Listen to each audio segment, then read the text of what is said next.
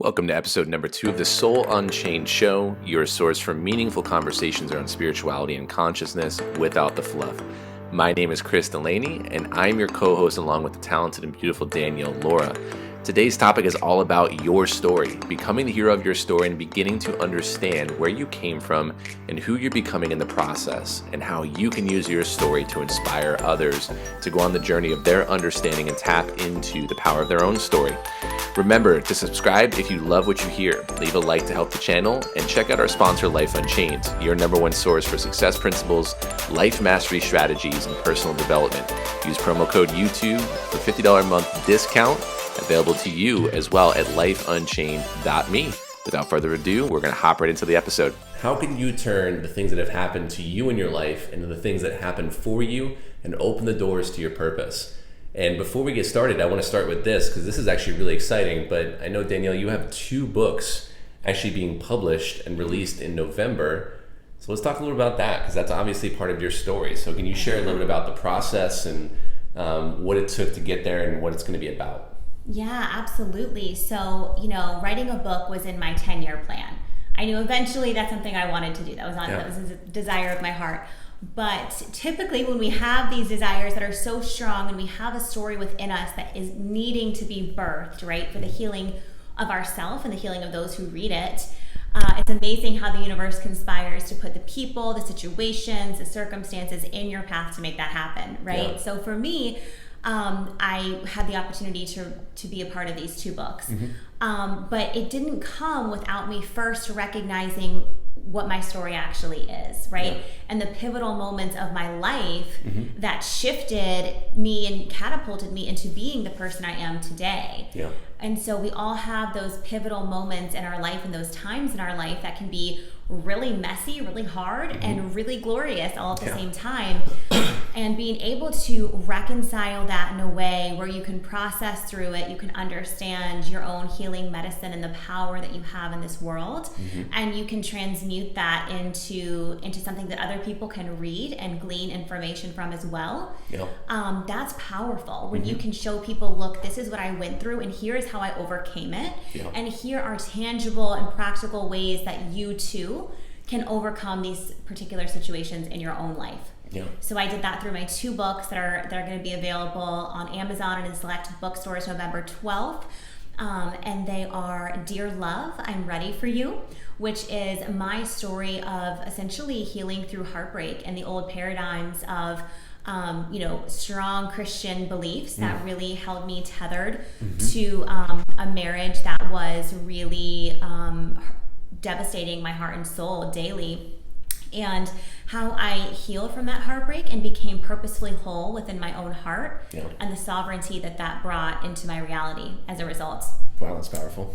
Yeah. The other is called Unleashing Her Wild, which is a book all about really understanding and honing in on your divine feminine intuition and how that embodiment can shape your reality for the better, and trusting the art of surrender, and how that can completely transform your life. Yeah.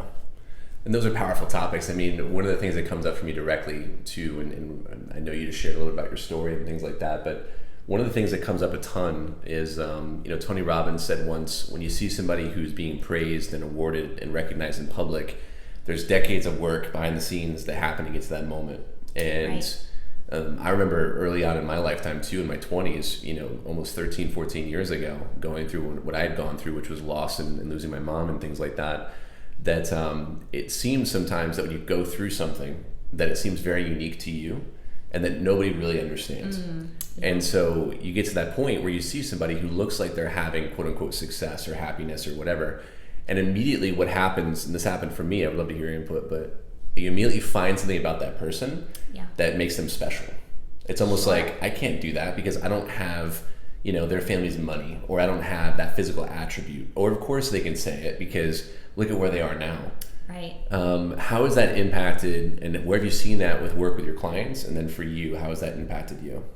Absolutely. So, in my clients' lives as well as my own life, we always kind of feel like and on a subconscious level, right? We almost feel like we are just victim to a circumstance. Yeah. And we don't realize that we have the power to not only overcome, but to then help others heal through that. Yeah. And we all have different things in our life that were traumatic, right? Or really hurtful to us, and that looks different for everyone. Yeah. But being able to vocalize that and bring your healing medicine into the world, it helps others heal. Yeah. Even if you don't go through the exact same situation as somebody else, right? Knowing that somebody else has been through really deep crap in their life and they were able to overcome it gives hope. And I think hope is the beauty that like really binds the world together, right? In unity, right? Is that hope that there is something better, hope that you can overcome, hope that there is greatness ahead, right? And that's the beauty of it. Yeah, and I think back to, I grew up with a single mom, and she had breast cancer pretty much my whole life, and it was stage 2, what we thought. It turned out to be stage 4, pretty much this entire lifetime, 18 years she lived with it, and then ultimately passed away when I was 21. The challenge was, I hear the hope part, but one of the things I struggled with was this idea of seeing how I could reconcile these things happening to me. Sure. And how can we begin to reconcile these things and events that take place in our lives? And they seem like there's no viable way that these things could be happening, right? We're so focused in our own experience of there has to be a greater plan. I remember, I'm from New York, and I remember sitting in a classroom. I know exactly where I was when 9/11 took place. Yeah. And I remember watching it on TV and thinking to myself, and watching people jump from a burning building. Yeah. And I remember thinking to myself, I can't comprehend like what's going on here. Just like when we watch something on TV and we see, children in Syria or children in Africa, and we say to ourselves, oh my God, that's gotta be so terrible. Many times, like, we have no other frame of reference, so we have nothing to contrast it against. And so it just becomes our reality. How do you find the power and integrate your story? How have you, and I'll kind of share mine as well, but how do you really integrate and make your story your gift, in your opinion? Yeah, that's a really great question. And I think that looks very different for everyone. I don't think there's a fits all method to making your story your gift. Yeah. But for me, it was one, what I call getting hot with myself, right? Honest, open, and transparent. Sure. About facing the music of what's actually happened, right? Because so often I lived my life, I see life of my clients as well, where we continue to live our life almost with blinders on, or like these rose-tinted glasses on, and we don't always face the reality of how incredible something was or how devastating something was, because that's painful, and we don't, or as our human mind does not want to remember pain because it elicits an emotion that's hard and difficult and messy. So for me, that process is really getting honest, open, and transparent with myself, facing the music, facing the reality of what actually happened, and facing the emotion that caused within you, and not labeling that as good or bad. It just is. Yeah. Right. And I think that's where I see a lot of my clients just berate themselves, right? Because they label an emotion or a reaction to something as good or bad, when it's not. It just is. It's just part of what happened.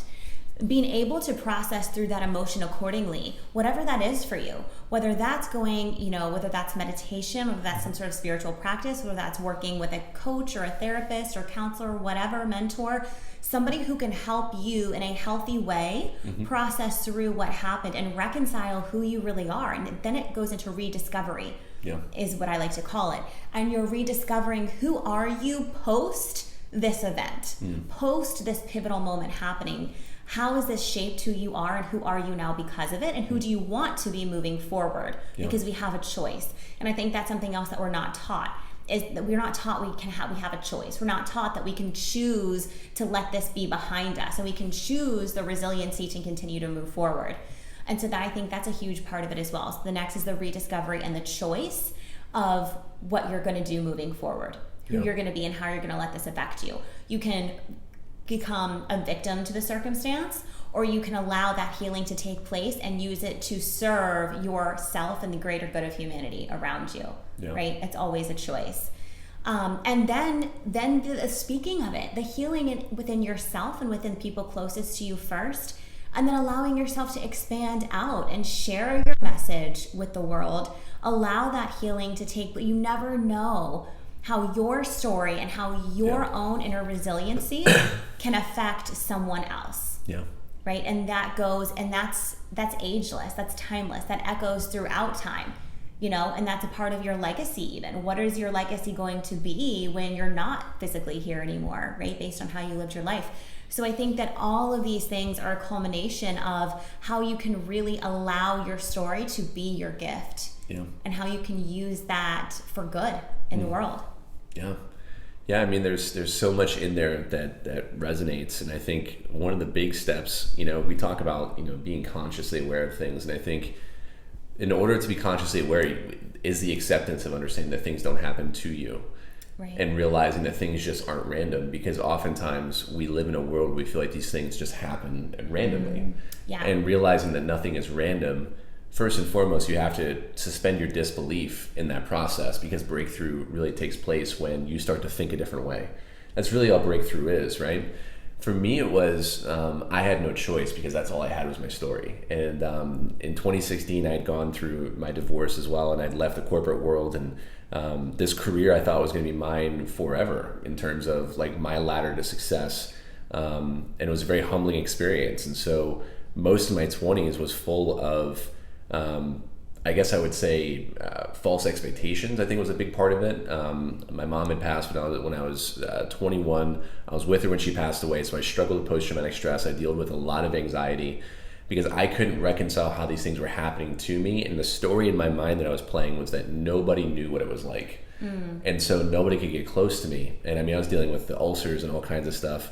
And then when I went through my divorce, I mean, I was a college dropout 4 or 5 different times not because I got bad grades. I just didn't know what the next step was. Yeah. And I didn't have any guiding force in my life. And so I wasn't allowing anybody to be in my life to guide me at all. I was just being super strong about things, in my opinion, but compartmentalizing everything.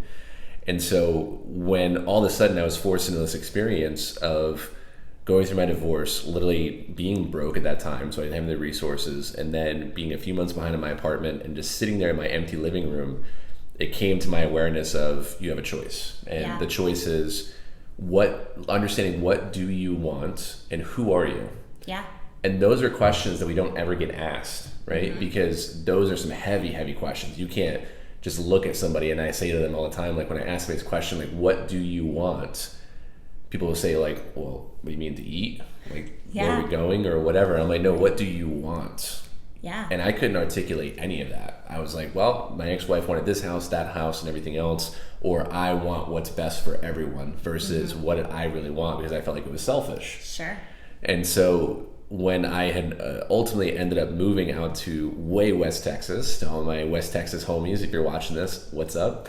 That was where things shifted, because I ended up in this place where I couldn't find the work that I wanted because I was going at life the same way I used to, and then things just started opening up the less I resisted, that surrender piece, which I know you want to talk about a little bit, but I had no choice but to be who I was, because many times in my life I had created a false sense of who I was. I had told lies about my experiences to seem more interesting. I had made up this persona, this avatar of who I wanted to become.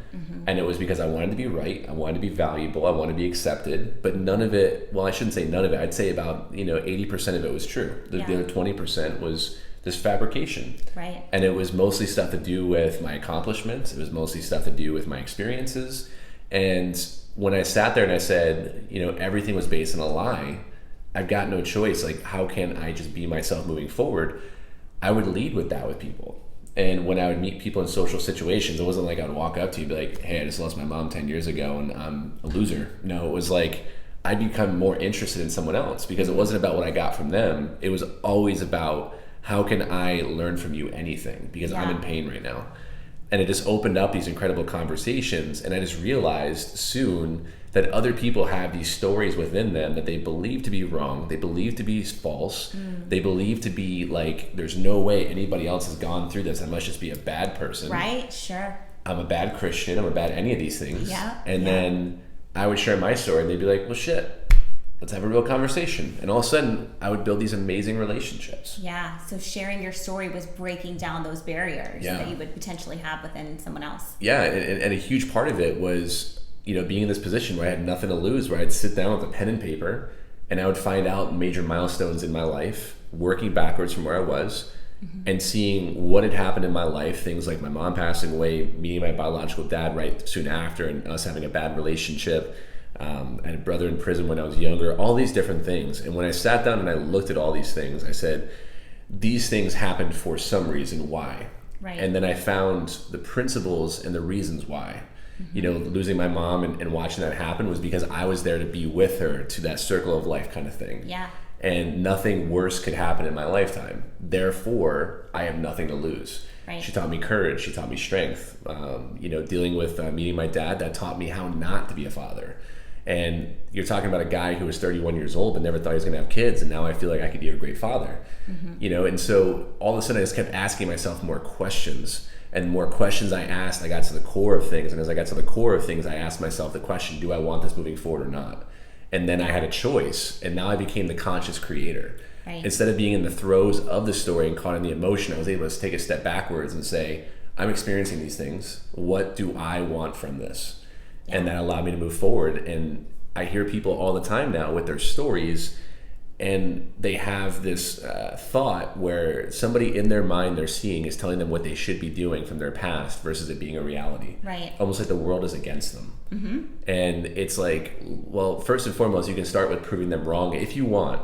But what if really everyone else is so focused on their own shit, their own story, that by you doing what you're doing is you could actually inspire them to do something? Because people look for those who embody. They're the examples, right? It's like the classic Christian example, right? Is it better to know the word and not embody the word, or is it better to live by what you think is the word and not know the word, right? And I think that becomes really interesting. But you had talked earlier about surrender too, and I think surrender is such an interesting thing, especially as a guy. Like, surrender to me was like white knuckling it. But how did surrender show up for you, and like what does that mean really to somebody who's listening to us for the first time? Yeah, surrender is is an interesting word, right? Because it's easy to say, oh, surrender and everything will work out for you. It's totally different to embody that in your life. Yeah. And I talk a lot about this in my book, Unleashing Her Wild, particularly my art of surrender and what that looked like for me, and how you can also do that in your own life. Yeah. But some things that I talk about in there is this truly the belief, and you touched on it earlier, that everything is happening for me, not to me. And when my mind shifted from, all of these things are happening to me, to all of these things are happening for me, for a greater purpose that I may not understand in this moment, but that I'm going to come to understand later. That was a game changer for me. Yeah. And it also came to the point of, I was doing all the things the world says that you need to do to be successful. Yeah. I quote unquote had it all, right? At just 26 years old. Yeah. Amazing career, house, cars, dogs, whatever. And yet I wasn't satisfied. And yet I kept doing all of the things that I was supposed to be doing. And my life, I still kept coming up against this brick wall. And it was like, nothing seemed to be fulfilling. Nothing seemed to be what I had thought it was going to be in my mind.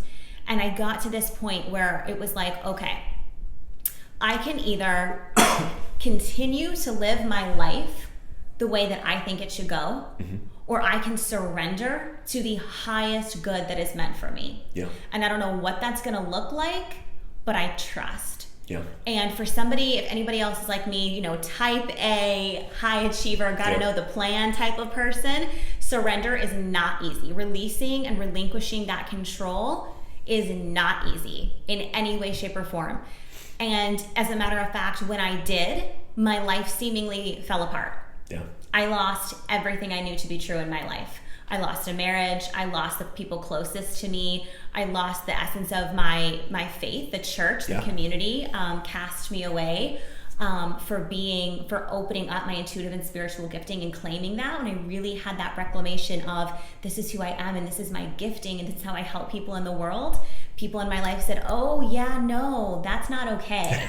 Yeah, you're doing the devil's work. Absolutely not, right? Yeah. And I lost everything. I lost my home. Like I said, my home, my marriage, the money in my bank account was stolen, right? My church, my friends, everybody that I had known to be like the closest people to me over the last several years of my life prior, because I surrendered. And I said, I remember one night, and I talk about this in my book, I remember just sitting there out the window crying out to God and praying literally, anything and anyone not in my life right now that is not meant for the highest good of all that you have for me, remove from my life. And literally that week is when everything flipped upside down. Yeah. Because when you pray a bold prayer like that, when you pray a prayer of surrender, and you truly want the highest and best path that God has for you, you got to be prepared for things to change. Yeah. And when things are changing so rapidly and quickly, you have really no other choice but to surrender. You have no other choice but to take each next step, because you can't see the whole staircase. Yeah. And so you have to just take each next step. And that was really pivotal for me in my surrendering journey. And I came to know and to realize that for me to surrender to the highest good that's meant for me, rather than what I think is good in my like human, finite, constricted mind, there's no comparison. What my life looks like now, like a year and a half post this surrender, spiritual awakening type of thing, is totally different. I had to essentially lose everything to gain my life. Yeah. And to be where I am today, where I really feel like I am living out this dream life that I had known was true for me, but I didn't know how to get there. Yeah. I had to take each next step. My life had to seemingly, what I felt, was falling apart, to be put back together in a way that was for my highest good and greater than anything I could have fathomed for myself. Yeah. But I think a big thing, Chris, I want to hear what you think about this. If people, because I was in this phase too, and I hear a lot of times people being like, so many things happened in my life, I don't know what parts make up my story. Yeah. So how would you say, what would you think are some things that people can do to identify what are the pivotal points in their life that make up their story that they can share as their gift? Yeah, I think that, first and foremost, it takes the ability to really protect your time to get still.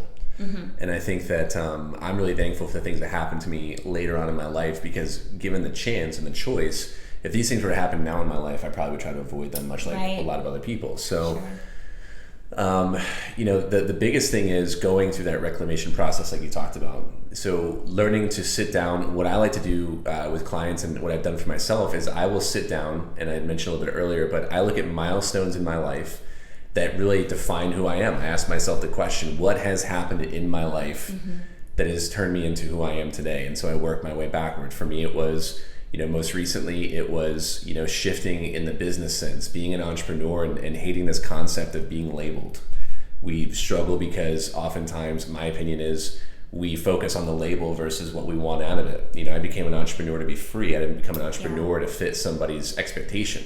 Right. So if I want to work with men, or if I want to go, do some business work, I want to explore that. And so those are times when things shifted. When I made the conscious choice to start my business and the mentoring and the coaching space, when Life Unchained was an idea, that's a major milestone, because these are major ideas. Before that, it was reclaiming my life when I moved to Texas, and shifting from this broke scarcity mindset to when I decided I would pursue my vision without any hesitation. Before that, it was now when I moved to Texas, right after I made the decision, that was the first conscious decision I made, which was when my brother asked me on the phone, do you want to go back home to New York or come out to Texas? And that was my choice.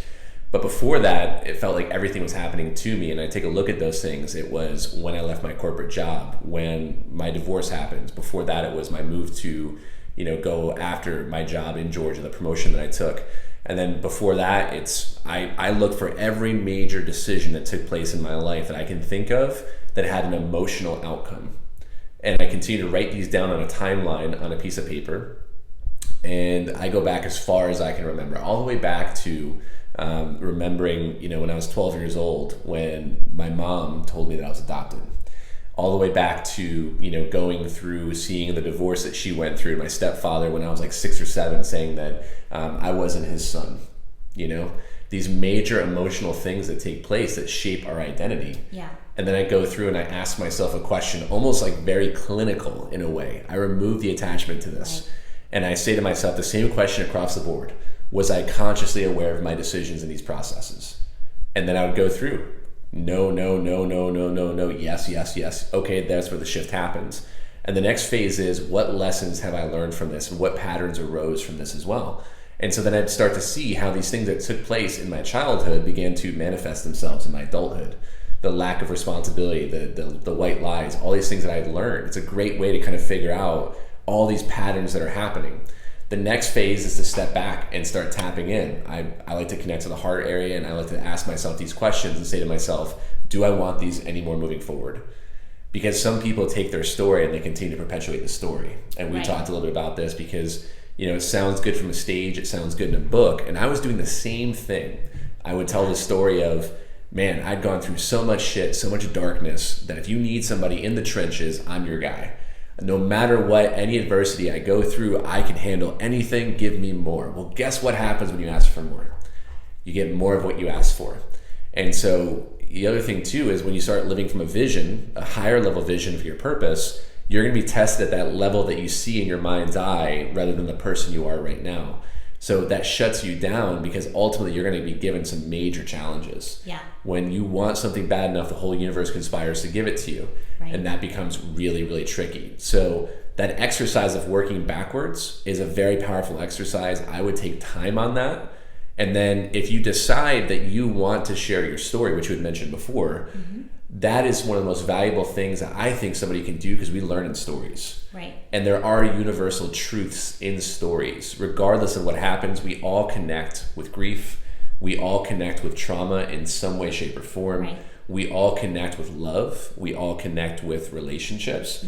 And so those become your commonality. Now, let's take that one step further. If you are somebody who's trying to brand yourself, or you're trying to, step into whatever it is that you see in a vision in your heart and your mind and you want to go after it, remember, every story everything has a story to it. We learn through stories.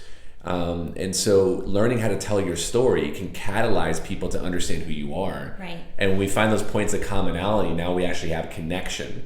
Now I know that you and I can have a real conversation, because if you come at me and say, hey, I'm a real estate agent, I'm going to say, awesome, but who are you?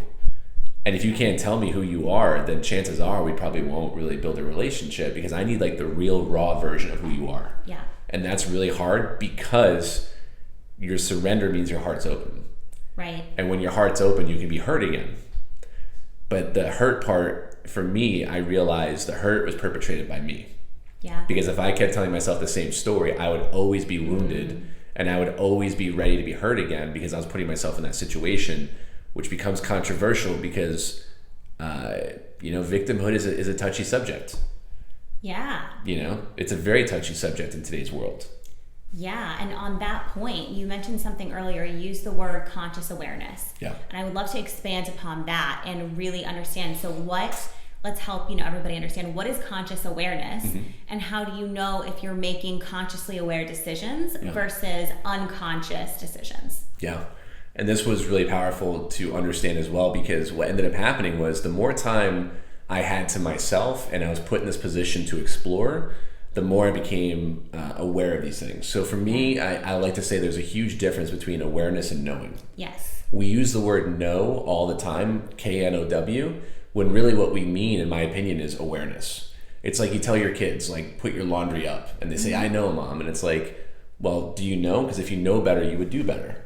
And so for me, there's really this concept of there's two things that impact us, and it's information and circumstance. Yeah. And they're self-fulfilling, which means most times when somebody's really dealing with life happening to them, they typically feel like there's a circumstance that's happening to them and they lack the information to overcome it. Right. Or they have some information, but circumstance is stopping them from moving forward.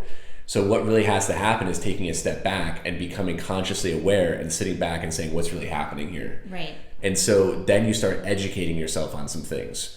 For me, it was personal development. I got introduced to some amazing books. Some of you guys might probably read Think and Grow Rich, or the Laws of Success, or Success Principles by Jack Canfield. It was The Alchemist by Paulo Coelho, which is still one of my favorites. I went overboard.